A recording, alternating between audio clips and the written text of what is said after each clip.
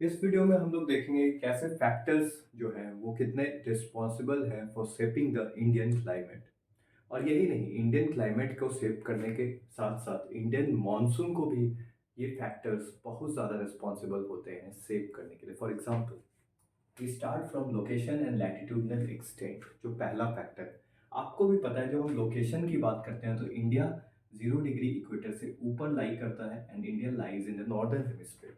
And tropic of cancer that passes through India divides India into two equal halves.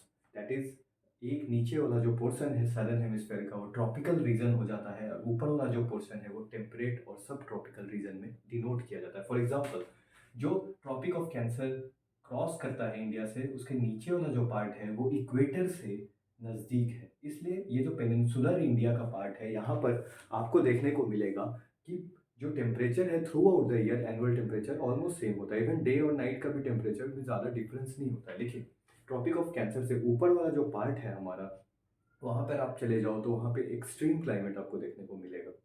In terms of warm temperate zone भी वो बोला जाता है।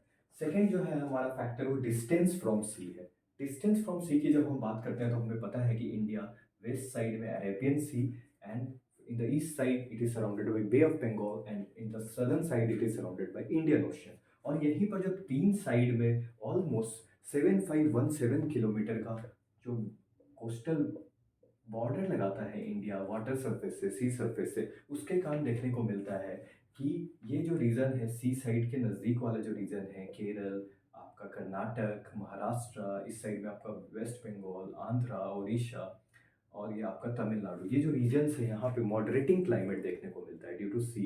और यही जो जो रीजन्स दूर है, जैसे फॉर एग्जांपल दिल्ली, हरियाणा, ये सी से दूर है, तो यहाँ पे क्या देखने को मिलता है, यहाँ पे कंटिनेंटल इफेक्ट देखने को मिलता है।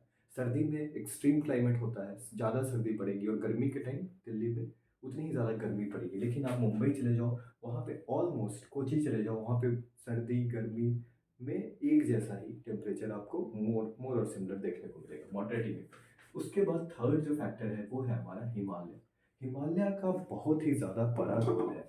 फॉर एग्जाम्पल, जब हम बात करते हैं हिमालय की, तो हमें भी पता है कि हिमालय जो है वो नदर नॉर्दर्न साइड में हमारा प्रोटेक्शन करता है। ये पूरा का पूरा हिमालय नॉर्थ टू ईस्ट फैला हुआ है और इवन ईस्ट में पूर्वांचल तक फैला हुआ है। एंड फॉर एग्जांपल, जो सेंट्रल एशिया और पोलर रीजन से जो वेव्स आते हैं, कोल्ड वेव्स आते हैं, उनको एज ए बैरियर अंदर नहीं घुसने का काम करता है, एज ए बैरियर प्रोटेक्ट करता है ये जो कोल्ड वेव्स आते हैं। इसके कारण हमारा जो मेन लैंड का टेम्परेचर है वो बहुत ही ज़्यादा फ्रीज नहीं हो जाता है, जस्ट लाइक कनाडा, या फिर आप बात करो रसिया का। तो उस हिसाब से हिमालय एक तो इसमें प्रोटेक्ट करता है, किसमें, कि for example it protects from the cold waves. और सेकेंडली, जो मॉनसून विंड्स आते हैं, साउथ वेस्ट मॉनसून विंड्स, जब साउथ वेस्ट मॉनसून विंड्स दो ब्रांच में इंडिया में इंटर करते हैं, for example the first branch enters Arabian sea वाला और सेकंड बे ऑफ बंगाल वाला, तो बे ऑफ बंगाल वाला तो अरेकन योमा पे जाके टकराता है and then it get deflected. And deflect होने के बाद ये हिमालय से टकरा के वापस, ये जब डिफ्लेक्ट हो गया अरेकन योमा से, वापस टकरा के नीचे की ओर आता है, तो इंडियन मेन लैंड में ये मॉनसून विंड्स ट्रैप हो जाता है। This is the one of the important reason कि यहाँ पर हम देखने को मिलता है हिमालय का रोल।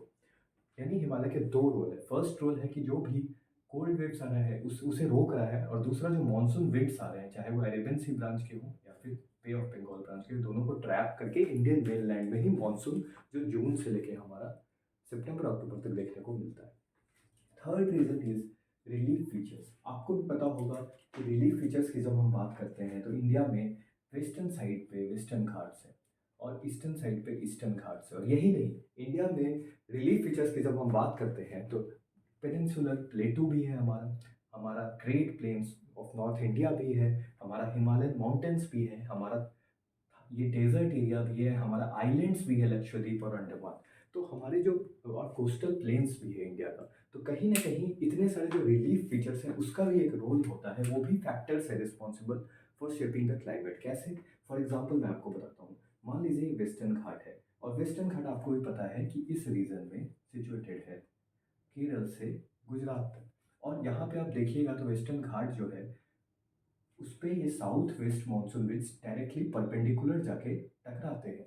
और जब इस पे टकराते हैं तो ये धीरे धीरे ऊपर की ओर उड़ते हैं, और जहाँ जहाँ टकराते हैं क्योंकि ये साउथ वेस्ट मानसून विंड्स जो होते हैं वो सी सरफेस के ऊपर से ट्रेवल करते हैं, तो इन्हें मॉइस्चर मिल जाता है। और यही मॉइस्चर जो इन्हें मिलता है वो ये परपेंडिकुलर जब टकराते हैं तो ये लाइटर होते हैं। यही हवा जब विंड्स जब लाइटर होती है तो हल्की होती है, और हल्की होती है तो ये ऊपर की तरफ उठती है, पहाड़ की तरफ। और ऊपर की तरफ जब उठती है तो आपको भी पता है किसी भी पहाड़ पे आप ग्राउंड सरफेस से हिल की तरफ जाइएगा तो टेम्परेचर क्या होता है, डिक्रीज करता है। टेम्परेचर जब डिक्रीज करता है और लाइटर वेव्स टेम्परेचर डिक्रीज होने के कारण कंडेंसेशन का प्रोसेस होता है। कंडेंसेशन का जो प्रोसेस होता है उसमें आपको भी पता है कि लिक्विड फॉर्म में जनरली जो वेपर फॉर्म का जो ये वेपर है in the form of lighter air, ये लिक्विड फॉर्म में कन्वर्ट हो जाता है। और लिक्विड फॉर्म में जब ये कन्वर्ट होता है तो यहाँ पे क्लाउड्स बनते हैं और यहाँ पे रेनफॉल होता है। लेकिन रेनफॉल वेस्टर्न घाट के कारण सिर्फ ये वाले रीजन में होता है, क्योंकि हवा यहाँ पे जाते जाते ऊपर जाते जाते अपना पूरा मॉइस्चर शेड कर देती है। और वापस जब ये हवा नीचे की तरफ जाएगी तो टेम्परेचर क्या होगा, वापस इंक्रीज करेगा जब आप ऊपर से नीचे की तरफ उतरिएगा हिल से। तो ये हवा वापस गर्म हो जाती है, जिसके कारण ये जो लीवर्ड साइड है, ये लीवर्ड साइड में हमें देखने को मिलता है, लीवर्ड साइड ऑफ माउंटेन्स हमें देखने को मिलता है कि बारिश नहीं होती है। इस कारण वेस्टर्न घाट एक फीचर है, रिलीफ फीचर है, जिसके कारण आपको देखने को मिला कि जो विंडवर्ड साइड है वहाँ पे तो बारिश बहुत हो रही है। जैसे फॉर एग्जांपल वेस्टर्न घाट का जो आपका विंडवर्ड साइड है वो मुंबई है, वहाँ पे बारिश बहुत ज़्यादा होती है। लेकिन बहुत सारे ऐसे पार्ट्स हैं महाराष्ट्र में, आपको भी पता है बहुत सारे पार्ट्स हैं कर्नाटक में भी जो लीवर्ड साइड पे पड़ता है वेस्टर्न घाट का, वहाँ पे बारिश बहुत कम होती है। उसके बाद हम देखते हैं land and sea differential heating. ये बहुत ही इंटरेस्टिंग फिनोमेनन है। फॉर एग्जांपल आपको भी पता है कि इंडिया का जो मेन लैंड है वो लगभग 12,500 किलोमीटर के आसपास है।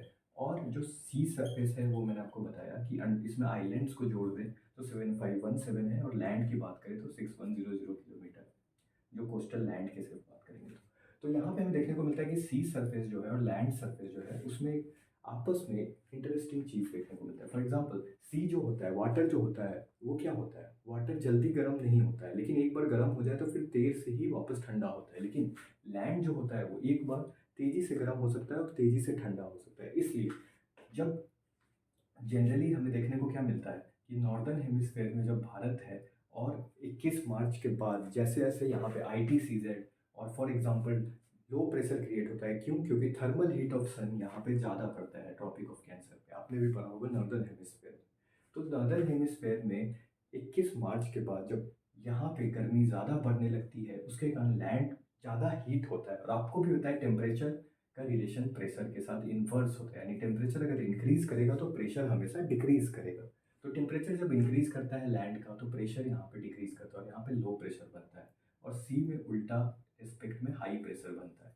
वाटर भी गर्म होता है लेकिन in comparison to land it उतना तेजी से गर्म नहीं होता है, it warm slowly in comparison to land. इसलिए यहाँ पे हाई प्रेशर और यहाँ पे लो प्रेशर। और विंड जो होता है वो हमेशा हाई प्रेशर से लो प्रेशर ट्रेवल करेगा।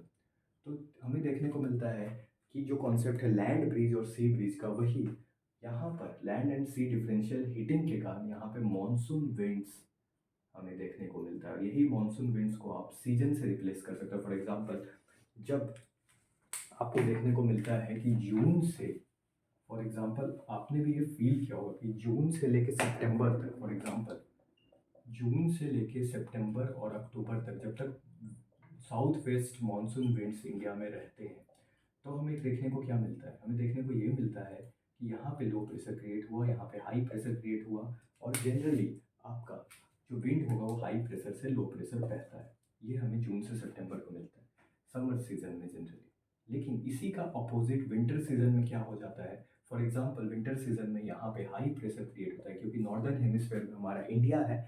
और विंटर के टाइम सदर्न हेमिस्फेयर में डायरेक्टली ट्रॉपिक ऑफ कैप्रिकॉर्न पे जनरली आपका रेज डायरेक्टली पड़ता है। तो यहाँ पे थर्मल हीटिंग नहीं होती जिसके कारण लैंड पे हाई प्रेशर और यहाँ पे लो प्रेशर क्रिएट होता है, हवा वापस इस डायरेक्शन में बहने लगती है from high pressure to low pressure. ये होता है विंटर के टाइम पे। तो एक जो रिवर्स सिस्टम होता है मॉनसून विंड्स का वो भी एक बहुत ही इंपॉर्टेंट फैक्टर है जो रिस्पॉन्सिबल है क्लाइमेट ऑफ इंडिया, जो जलवायु है भारत की उसको बनाने में। और साथ ही साथ मानसून की प्रक्रिया भी जनरली बेसिक प्रक्रिया मानसून की यही होती है। मानसून में और भी अलग अलग प्रक्रिया होती है जैसे अल नीना, ला नीना, अपर एयर सर्कुलेशन, ये सब भी जो फैक्टर्स हैं वो मानसून को बनाने में इंडिया में काफ़ी ज़्यादा मदद करते हैं। फॉर एग्ज़ाम्पल आपको भी पता होगा कि अपर एयर सर्कुलेशन में जो हमने अभी जो विंड्स की बात की वो जनरली सरफेस विंड्स होती है, ट्रेड विंड्स होती है। जो मैंने आपको बताया ना कि ये जो विंड्स बह रही है साउथ वेस्ट मानसून विंड्स, और जनरली ये इक्वेटर 0 डिग्री के नीचे से बहती है, लेकिन ये साउथ ईस्ट ट्रेड विंड्स होती है। लेकिन जब इक्वेटर क्रॉस करती है तो ये डायरेक्शन राइट साइड में डिफ्लेक्ट हो जाता है, क्योंकि कोरिलेस फोर्स के कारण। जब कोरिलेस फोर्स के कारण राइट साइड में डिफ्लेक्शन होता है इसका, और 0 डिग्री क्रॉस करने के बाद आपको ही पता है कि इंडिया जो है वो 0 डिग्री से ऊपर है, तो यही विंड का डायरेक्शन इधर हो जाता है, इसको हम साउथ वेस्ट मानसून विंड बोलते हैं। और लेकिन ये जो विंड्स होती है वो जनरली ट्रेड विंड्स होती है, सरफेस विंड्स होती है, सरफेस के ऊपर ये उठते रहती है। और फॉर एग्जाम्पल ये विंड तो होती है, लेकिन हमारे सर के ऊपर अपर एयर में 10 से 12 किलोमीटर आप ऊपर चले जाएंगे तो वहाँ पे एक विंड बहती है जिसको हम बोलते हैं जेट स्ट्रीम। और ये जेट स्ट्रीम जो है ये जनरली 150 से 300 किलोमीटर प्रति घंटे के रफ्तार से बहती है। और यहाँ पर आपको भी पता है कि हिमालयस है, और हिमालयस के इधर तिब्बत है। यहाँ पे जब ये जेट स्ट्रीम कॉन्स्टेंटली बहते रहती है तो ये दो ब्रांच में, एक नर्दर्न ब्रांच जेट स्ट्रीम का और एक सदर्न ब्रांच जनरली बहता है विंटर के टाइम पे। और विंटर के टाइम पे जब ये बहता है तो दो ब्रांच में बाइफरकेट हो जाता है ड्यू टू हिमालय। लेकिन विंटर के टाइम में आपको ही पता है कि ये जेट स्ट्रीम जो है वो वेस्टर्लीज है, from west side to the east side India की तरफ आ रही है। तो वेस्टर्लीज है, फ्रॉम द वेस्ट साइड आ रही है, तो वेस्ट साइड में इंडिया के बहुत सारे सी हैं। फॉर एग्जांपल मेडिटेरियन मेडिटेरियन सी है, फॉर एग्जांपल कैस्पियन सी है, फॉर एग्जांपल आपका पर्शियन गल्फ है। यहाँ से इसे मॉइस्चर मिल जाता है, और यहाँ से जब इसे मॉइस्चर मिलता है ये अपने साथ मॉइस्चर लेके इंडिया की तरफ बढ़ती है। और आपको ही पता होगा कि विंटर में जनवरी के टाइम जनरली दिसंबर जनवरी के टाइम ये मॉइस्चर लेके जो आती है और इंडिया में बारिश कराती है, रेनफॉल कराती है। तो ये भी एक फैक्टर है। For example jet stream upper air circulation का जो मदद करती है काफ़ी ज़्यादा डिफरेंट क्लाइमेट ऑफ इंडिया को, विंटर में भी इंडिया को रेनफॉल मिलता है। और ये जो रेनफॉल है रबी क्रॉप्स के लिए बहुत ज़्यादा इंपॉर्टेंट होता है। तो इंडिया को generally monsoon south west monsoon wind से भी मिलता है, कुछ रेनफॉल वेस्टर्न डिस्टर्बेंस जो इसे हम बोलते हैं उससे भी मिलता है, और सम नॉर्थ ईस्ट मानसून विंड से भी मिलता है। जब वापस जो ट्रेड विंड्स है वो इंडिया की तरफ लौटती है, जब ये वापस north east trade winds India की तरफ लौटती है तो ये बे ऑफ बंगाल से मॉइस्चर उठा के तमिलनाडु वाले रीजन में बारिश कराती है दिसंबर जनवरी में। तो यही चीज़ हमें देखने को मिलता है। इसके अलावा अल नीना ला नीना भी अलग फैक्टर्स है, जहाँ पे आपको देखने को मिलेगा कि जो साउथ अमेरिका का पेरू कोस्ट है वो और ऑस्ट्रेलिया का जो कोस्ट है वो आपस में ठंडा गर्म इन रिस्पेक्टिव होते रहता है, जिसके कारण जो सर्कुलेशन होता है वो डिस्टर्ब होता है, और उससे हमारा रेनफॉल, इंडिया का रेनफॉल भी जनरली देखने को मिलता है कि ला नीना के केस में, जब भी ला नीना होता है ये फिनोमेनन तो इंडिया में ज़्यादा रेनफॉल होती है, लेकिन अल नीनो के केस में बारिश कम हो जाती है, अल नीनो के केस में बारिश कम हो जाती है।